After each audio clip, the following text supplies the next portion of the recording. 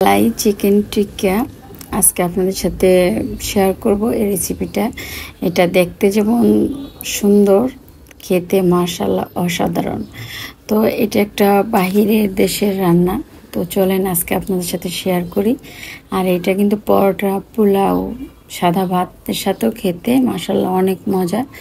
তো আমি এই রান্নাটা করব, আসেন যাই দেখি কিভাবে করি। এখানে আমি একটা চিকেন বুকের অংশ নিয়েছি এবং ছোট ছোট করে কেটে নিয়েছি। এরকম কিউব কিউব করে আমি কেটে নিয়েছি। তো এভাবে করে আপনারাও নেবেন। তো এই পর্যায়ে আমি দিয়ে দিব দই। এটা আমি ফেটে নিয়েছি, হালকা টক আছে দইটা, এই দইটা নিয়েছি। তারপর একে একে আমি যেসব উপকরণ দিচ্ছি, টালা জিরা গুঁড়া, আপনারা মশলাটার দিকে খেয়াল রাখবেন। আমি একদম যেমন এটা স্মুথ একটা রেসিপি, সেই জন্য আমি আস্তে আস্তে করে বলে দিচ্ছি। চিলি ফ্লেক্স দিয়ে দিব আমি, ধনিয়া গুঁড়া অল্প পরিমাণে, এটা 1 টেবিল চামচের 4 ভাগের 1 ভাগ দিয়ে দিব। স্বাদ মতো লবণ দিয়ে দিব। আদা রসুন হাফ টেবিল চামচেরও একটু কম আছে, এই তো আপনারা দেখে হয়তো বা বুঝতেই পারতেছেন। তো সবগুলি মশলা এখন আমি একে একে দিয়ে দিচ্ছি।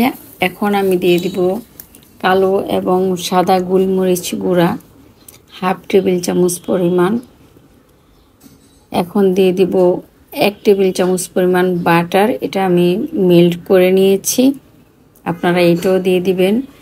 এখন দিয়ে একটু আমি ভালো করে নেড়ে চেড়ে নিব। আর এখন দেখতে কিন্তু অনেকটা লোভনীয় লাগতেছে। তো আপনারাও আশা করছি এভাবে করে ট্রাই করবেন। একটু অন্যরকম করে রান্না করে খেতে কার না ভালো লাগে।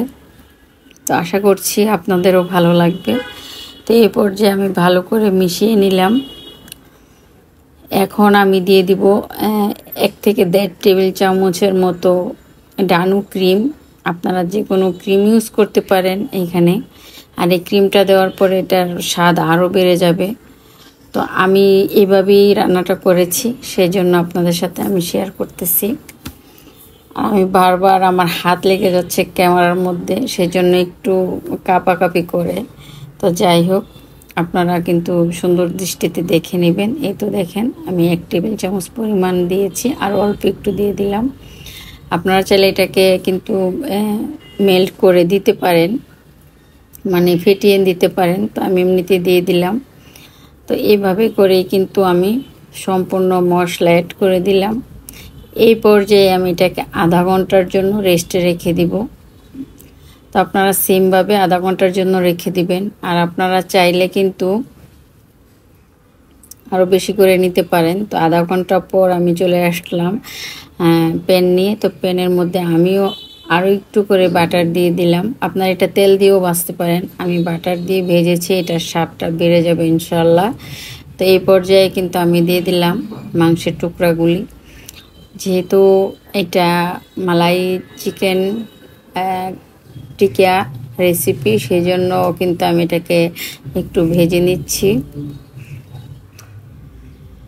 তো এভাবে করে আমি একে একে সবগুলি দিয়ে দিলাম। তো আপনারা এইভাবে করে দিয়ে দিবেন। আর এই রান্নাটা করে না আমি আসলে অবাক হয়ে গেছি, অনেক মজা হয়েছে রান্নাটা। তো আপনারা বাসায় ট্রাই করবেন। তো এভাবে করে কিন্তু আমি কিছুক্ষণ ভেজে তারপর আমি উল্টিয়ে নিব। তো আজকে দুঃখের বিষয় এই যে আমার কাছে কোনো প্রেচুলা ছিল না, কারণ আমি গ্রামে গিয়ে ওই সব কিছু গ্রামে নিয়ে গেছি। তো যাই হোক, আমি কিন্তু খুন্তি দিয়ে কাজটা সেরে নিচ্ছি আলতো হাতে। এইভাবে করে আমি সবগুলি চিকেনকে ফ্রাই করে নিব। আর কালারটাও কিন্তু সুন্দর চলে আসছে, আপনারাও সেম করে করে নেবেন। আর আমি আপনাদেরকে দেখানোর জন্য তেমন একটা কাটাকুটি করি নাই। তো যদিও আমার ভিডিওটা একটু লম্বা, তারপরও আপনারা একটু খেয়াল করে দেখে নেবেন।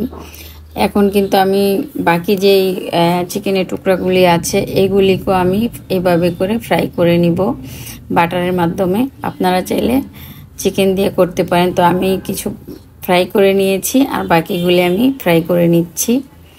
তো এইগুলি আমার ফ্রাই করা ডান। এখন আমি নামিয়ে নিব। এভাবে করে আমি নামিয়ে নিব। তো দেখতে কিন্তু মাশাআল্লাহ অনেকটা লোভনীয় লাগতেছে। এখন নামিয়ে নেওয়ার পর এই কড়াইয়ে আমি দিয়ে দিলাম তেল। আপনারা যে যেরকম তেল খান দিয়ে দিবেন। এখন দিয়ে দিলাম শুকনো মরিচ আর 3টা পেঁয়াজ। তেলটা কিন্তু অলরেডি আমার গরম আছে। এখন দিয়ে দিব 4-5টার মতো কাজু বাদাম, দিয়ে দিব কয়েকটা এলাচি। এলাচিটা আমি একটু পরে দিব, তবে এলাচিটা বেটে দিলেই মনে হয় ভালো, সেই জন্য আমি বেটে দিলাম। আপনারা চাইলে আস্ত দিতে পারেন। তো কিছুক্ষণ আমি এটাকে ভেজে নিব, একদম ভাজা ভাজা করব না, মিডিয়াম করে আমি ভেজে নিব। আমি যেভাবে করতেছি আপনারা সেম প্রসেসেই করবেন, ইনশাল্লাহ খেতেও ভালো লাগবে।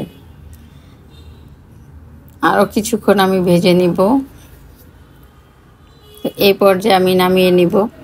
এখন যেহেতু ভাজা হয়ে গেছে, আপনারা চাইলে ছোটো চাকনি চামচ দিয়েও কিন্তু নামিয়ে নিতে পারেন। আমি এভাবে খুন্তিটা দিয়ে নামিয়ে নিচ্ছি। তো সবগুলিকে আমি একদম পরিষ্কার করে নামিয়ে তারপরে শিলপাটায় বেটে নেবেন অথবা ব্লেন্ডারে ব্লেন্ড করে নেবেন।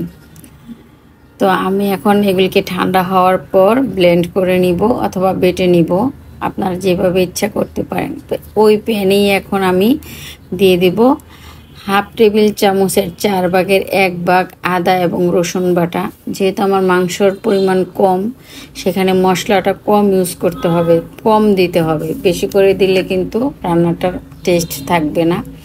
তো সেম তেলেই কিন্তু পেঁয়াজ ভাজার তেলে আমি প্রথমে আদা রসুন পেস্টটাকে একটু নেড়ে চেড়ে ভেজে নিচ্ছি। আপনারা সেম প্রসেসে করে নেবেন। আর আশা করছি আজকের ভিডিওটা আলহামদুলিল্লাহ আপনাদের কাছে ভালো লাগবে। তো আপনারা যদি চান এই ধরনের নতুন নতুন রান্না আপনাদের সাথে শেয়ার করার জন্য ইনশাল্লাহ করব। এখন আমি যেটা বেটে নিয়েছিলাম পেঁয়াজ এবং শুকনো মরিচ, কয়েকটা বাদাম, কাজু বাদাম, এই পেস্টটা এখানে দিয়ে দিলাম এবং একদম মুছে টুছে দিয়ে দিচ্ছি। আর মাংসটা ভাজি করার মানে যখন আমি ফ্রাই করছি তখন কিন্তু কিছু মশলা নিচে ছিল, ওই মশলাটাও আমি এখানে দিয়ে দিলাম। তো দিয়ে এখন আমি নেড়ে চেড়ে দিব। এখন পর্যন্ত কিন্তু আমি লবণ ইউজ করি নাই, আমি পরে অবশ্যই লবণটা দিব। তো দিয়ে আমি ভেজে নিব। কালারটা দেখেন না, মাশাআল্লাহ কত সুন্দর, আর খেতেও মাশাআল্লাহ হেভি টেস্ট হয়েছে। আমি তো রান্না করে তারপরে আমি ভয়েস দিচ্ছি, তো অলরেডি কিন্তু আমি খেয়ে নিয়েছি। তো এইভাবে করে আমি কিছুক্ষণ ভেজে নিব, আপনারা সেম প্রসেসে ভেজে নেবেন। আর চিলি ফ্লেক্স মরিচ একটু একটু লাল লাল দানা দেখা যাচ্ছে, দেখে কিন্তু ভাল লাগতেছে। তো সেমভাবে কিছুক্ষণ রান্না করার পর আমি কয়েক টুকরা এলাচি দিয়ে দারচিনি দিয়ে দিলাম। আর এখন দিয়ে দিলাম ভেজে রাখা সে মাংসগুলি দিয়ে এখন নেড়ে চেড়ে আমি রান্না করব কিছুক্ষণ সময়। আর মাংস যেহেতু ম্যারিনেট করা মাংস, এটা এমনিতে কিন্তু অনেক নরম, আর মুরগির মাংসটা তো এমনিই নরম, আবার আমি ভেজেও নিয়েছি। তো বুঝতেই পারতেছেন মাংসটা কিন্তু অনেকটাই রান্না হয়ে গেছে। তো এই পর্যায়ে আমি নেড়ে চেড়ে কিছুক্ষণ রান্না করে নিব।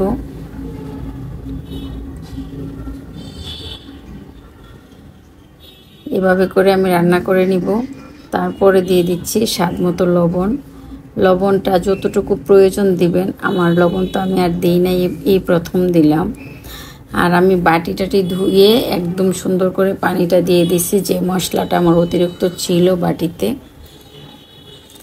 এখন আমি এটাকে কিছুক্ষণ রান্না করব। সুবহানাল্লাহ, এত মজা হয়েছিল, আলহামদুলিল্লাহ খুব ভাল লাগছে আজকে আমার এই রান্নাটা করে। তো আপনারাও বাসায় এইভাবে রান্না করবেন, আশা করছি আপনাদের কাছেও ভালো লাগবে। তো কিছুক্ষণ রান্না করার পর তেল কিন্তু উপরে উঠে গেছে, আর মাংস যেহেতু আমার অনেকটাই সিদ্ধ হয়ে আছে আগে, তো এই পর্যায়ে আমি কিছু দিয়ে দিচ্ছি আবারও ফ্রেশ ক্রিম। আপনারা ক্রিমটা ইউজ করতে পারেন, আর যারা ক্রিম ইউজ না করেন বা পছন্দ না, তারাও একবার এভাবে করে খাবেন, ভালো লাগবে। এখন দিয়ে দিলাম কিছু চিজ গ্রেট করে, একটু মোটা মোটা করে আমি দিয়ে দিয়েছি। এই পর্যায়ে আমি আরও 2-3 মিনিট এটাকে ঢেকে রান্নাটা করব। করার পর দেখেন কি অবস্থা। এখন আমি দিব কিছু চিলি ফ্লেক্স, যেহেতু আমরা বাঙালি ঝাল খেতে পছন্দ করি। তো এই পর্যায়ে কিন্তু আমার রান্না ডান। এখন আলহামদুলিল্লাহ নামিয়ে খাবো। তো আজকে রান্নাটা কেমন হয়েছে অবশ্যই কমেন্টের মাধ্যমে জানাবেন।